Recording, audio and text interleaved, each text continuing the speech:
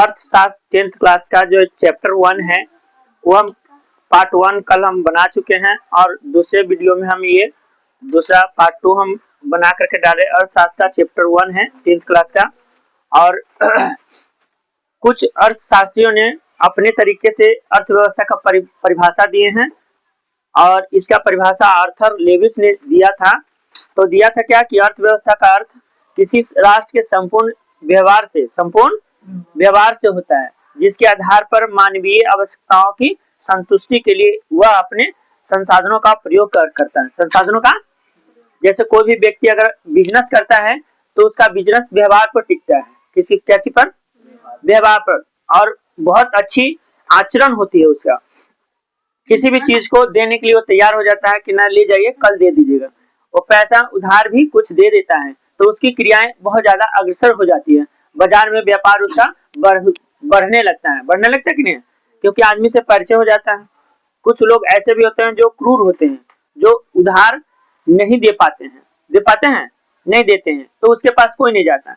तो ये बिजनेस जो होता है विचार पर चलता है।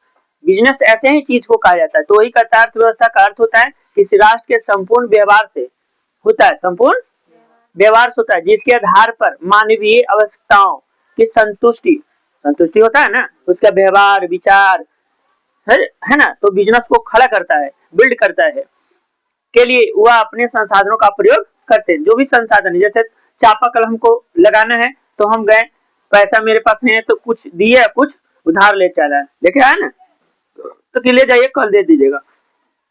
तो कुछ ग्राहक का भी क्रेडिट खराब हो जाता है। कैसे कि जब 10,000 का सामान ले 5,000 वहां पेड कर दिया और जब कल लगा लिया, पानी पी लिया, आज पैसा देंगे ना, अब देते हैं। यही चलते उसका आचरण एक से खराब हो गया, दूसरा को उधार नहीं मिलता है और दोबारा उस दुकान में जाएगा तो मिलेगा, नहीं मिल पाता है। समय लिया है, उस समय पर उसको पैसा जाकर सुरक्षित पहुंचा दो ताकि उसको कोई दिक्कत ना हो। अब ब्राउन के अनुसार आर्थर लेविस ने दिया था, फिर दूसरा ब्राउन के अनुसार दिया था। ब्राउन अपना विचार दिया था कि अर्थव्यवस्था का कैसे हम परिभाषा दे सकते हैं। तो अर्थव्यवस्था आजीविका माने हमारे जीवन में जो आने वाला वस्तु है वो अर्जन की एक प्रणाली हम उसको कैसे अपने पास ला सकते हैं, पैसा के माध्यम से या कोई वस्तु दे करके ला सकते हैं। कैसे ला सकते हो तुम पर निर्भर करता है। अच्छा, आगे हम चलते हैं। ये कि दूसरे शब्दों में ब्राउन ने कहा था कि अर्थव्यवस्था आर्थिक क्रियाओं कल समझाया या परिभाषा भी दे चुके हैं। तो आर्थिक क्रियाओं का एक ऐसा संगठन है, संगठन में समूह जिसके अंतर्गत लोग कार्य करके अपनी आजीविका चलाते हैं। अब संक्षेप में यही ब्राउन ने ही दिया था, संक्षेप में थोड़े से शब्दों में दे दिया। अर्थव्यवस्था समाज की सभी आर्थिक क्रियाओं का योग है, सभी आर्थिक क्रियाओं का योग है। जैसे तुम्हारे पास गेहूं नहीं है तो दूसरे के यहाँ अपने चाचा या चाची ही से ले आओ मांग करके, तो वो समाज तुमको दिया कि लो ले जाओ, आज खाओ, कल हमें रिटर्निंग दे देना। तो सहायता हुआ ना, समय के अभाव में तुम्हारे पास अभी नहीं है लेकिन कल के डेट में हो जाएगा तो उसको रिटर्निंग दे देना है। तो वही कहता है कि अर्थव्यवस्था समाज की सभी आर्थिक क्रियाओं का योग है। उसका भी दिया तो तुम्हारा बन गया। अब समय आएगा तो वो उसका जरूरत पड़ेगा तो तुमसे ले सकते हैं। लेकिन आज के डेट में लोग समाज में ऐसा क्रिया नहीं करते हैं। अपने घर में जो सूखा पड़ा वो खाते हैं, न किसी के दरवाजा पर मांगे जाते हैं। आज होता है ऐसा, लेकिन पहले के डेट में जब हम रहते थे उस समय समाज में ऐसा होता था। तो आगे हम इसको बताते हैं। अब अर्थव्यवस्था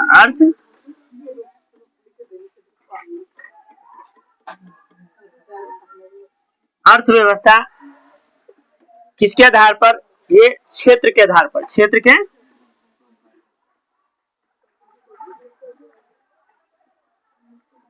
पर, भैया थोड़ा सा यहाँ देखो और समझने की कोशिश करो। आए हो पढ़ने के लिए तो थोड़ा सा स्टडी करो। तो हम ये अर्थव्यवस्था क्षेत्र के आधार पर, तो कहता प्राथमिक क्षेत्र। पहला क्या है? प्राथमिक क्षेत्र। प्राथमिक क्षेत्र को क्या कहते हैं? कृषि क्षेत्र भी कहते हैं। क्या कहते हैं भैया? कृषि क्षेत्र। 4 गो ऑप्शन दे देगा कि निम्न में से कौन प्राथमिक क्षेत्र है? तो पहला में कृषि, उद्योग, सेवा क्षेत्र, कौन होगा? कृषि क्षेत्र होगा ना, तो वही कहता है। दूसरा हम कहते हैं द्वितीयक क्षेत्र।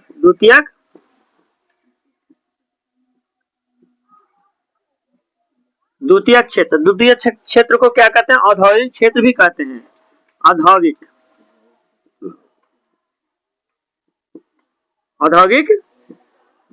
क्षेत्र।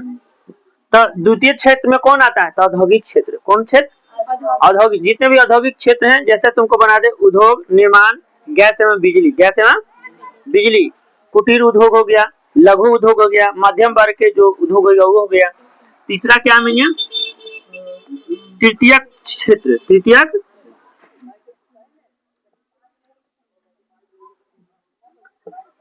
तृतीयक क्षेत्र को सेवा क्षेत्र भी कहते हैं। क्या कहते हैं? सेवा क्षेत्र। समझ में आ रहा ना? तो प्राथमिक क्षेत्र में कौन कौन आते हैं? तो कृषि, क्या आते हैं? पहला कृषि, दूसरा पशुपालन,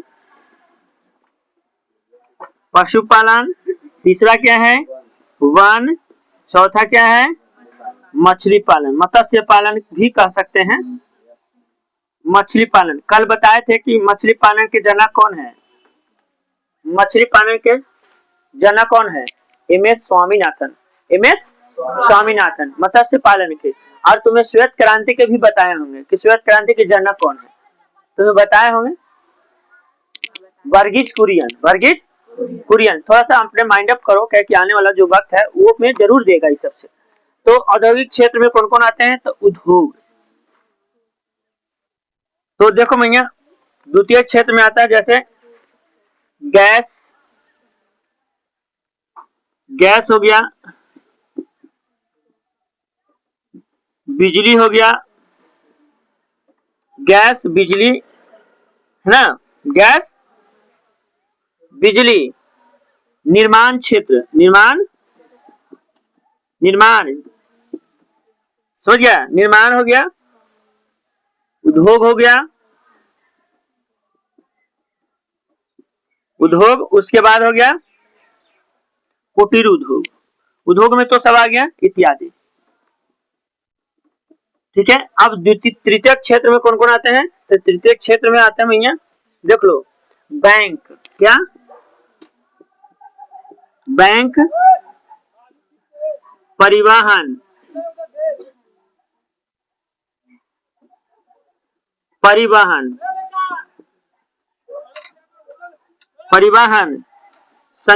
संचार समझते हो?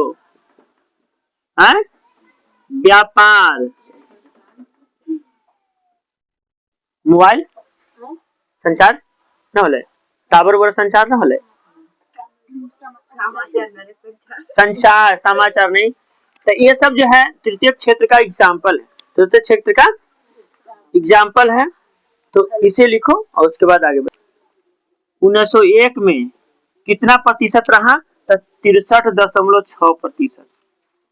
63.6%। समझ में आ रहा? प्राथमिक क्षेत्र जो रहा, जैसे कृषि का हो गया, पशुपालन का हो गया, वन का हो गया, सब मिला करके 63.6%। कितना प्रतिशत?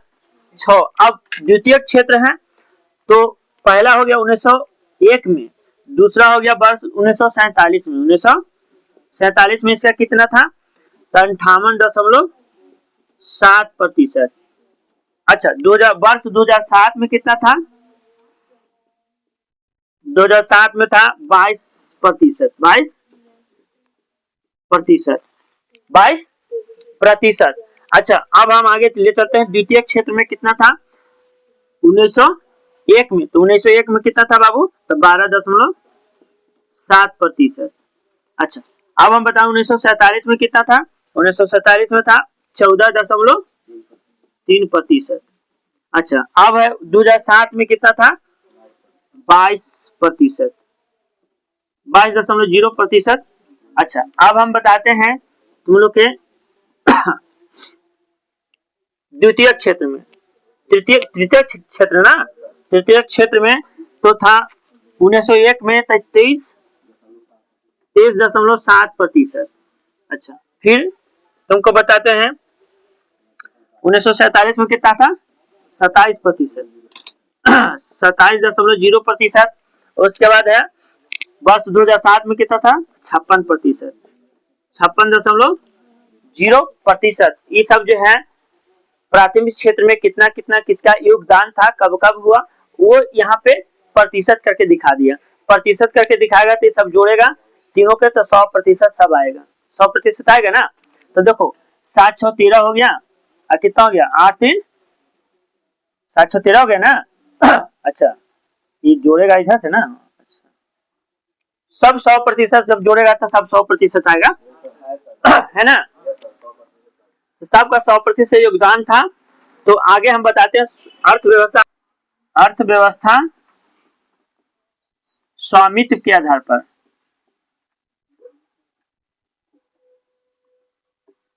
के आधार पर, ठीक है। तो ये भी कितना प्रकार का होता है भैया, ये भी कितने प्रकार का होता है, 3 प्रकार के। क्या प्रकार के, 3 प्रकार के। तो पहला होता है पूंजीवादी अर्थव्यवस्था, पूंजीवादी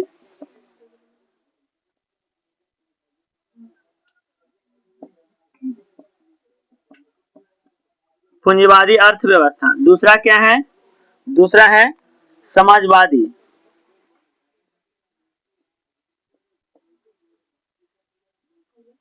अर्थव्यवस्था, अर्थव्यवस्था। तीसरा क्या है, तीसरा है मिश्रित अर्थव्यवस्था,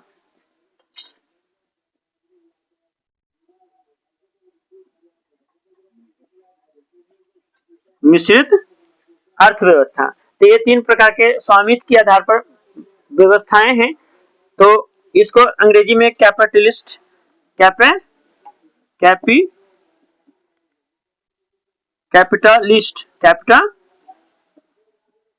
इकोनॉमी कहते हैं। इसको कहते हैं सोशलिस्ट,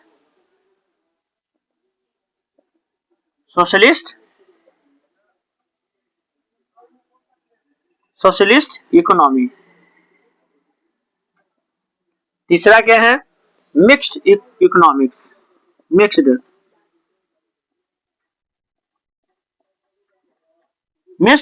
इकोनॉमी, ठीक है।